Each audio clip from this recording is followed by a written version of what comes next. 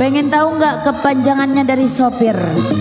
Yang pertama S, selalu berusaha buat O, orang yang ia sayangi. P, pahit getir di jalan. I, ia jalani dengan tulus dan sabar.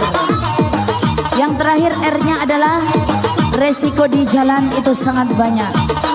Selain nyawa taruhannya, bisa-bisa kalau nyerempet orang bisa dipenjara. Namun semua itu dilakukan oleh para supir-supir untuk menafkahi keluarga. Mana suaranya supir-supir truk? Lulu kabahayana.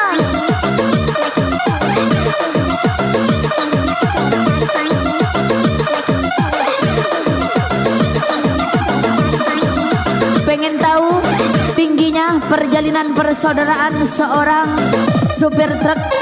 Kenalilah dia secara mendalam. Meskipun tidak